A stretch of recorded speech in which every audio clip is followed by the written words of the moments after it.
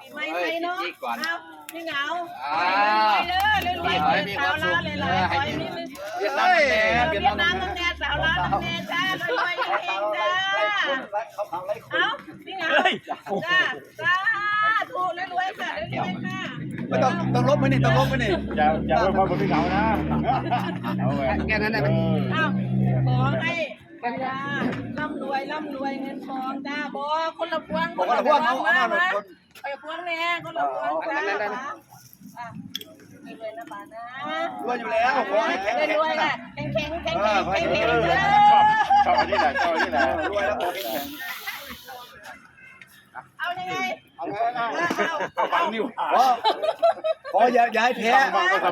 แข็งแรงผมมาเดินสายขออย่าได้แพ้เดี๋ยวขออย่าแพ้ประมาณมันเต้นอยู่ตรงเนี้ยพี่เสือเวลาแดดร้อนแรงรวยค่ะสนุกลงทุกลูกบอลสักให้แข่งเป็นพิเศษนะให้แข่งพิเศษแข่งไม่เต็มเราก็ได้แข่งไม่เต็มเราก็นะ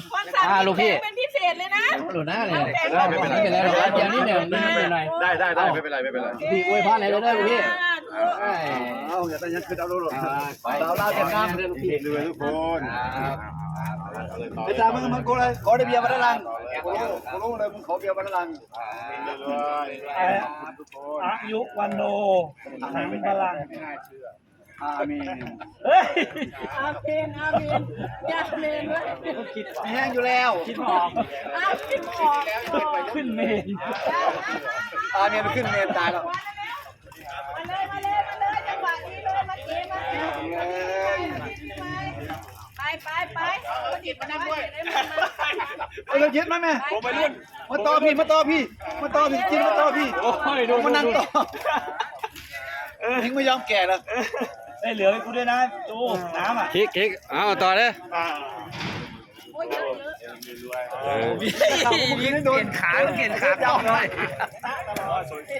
ฟังไหมอะไรไม่ดีขอไปด้วยนะครับผมหน้ามันก้อนไหนไปโบเลยนะต่อไปญี่ปุ่นทำบ้านนะเนี่ยแบบคนดีถ่ายวิดีโอให้เก๋หน่อยมันจะคนดีแต่ข่าวว่าเมื่อคืนนี้โอ้คนดูเป็นล้านเลยขอเมียไม่คือไม่เมียได้โอ้โห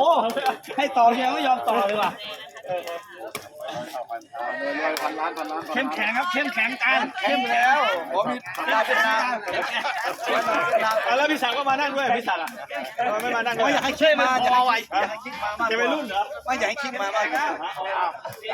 การแล้วแข็งเลยนะไปรุ่นน้องใหม่รับพิธายังพม่ารู้จักยังไม่ได้ลดเลยไปถ่ายวิดีโอให้รู้จักประเพณีไทยถ่ายแล้วทำแล้วครับทำเมื่อกี้ครับทำแล้วอยู่ดีมีทุกคนได้ยังคนรุ่นแล้วเอาตรงนี้ทุกคนถ่ายภาพรวมนั่งไม่ได้หรอกพ่อนั่งกับยืนไม่ต้องเอาเก้าอี้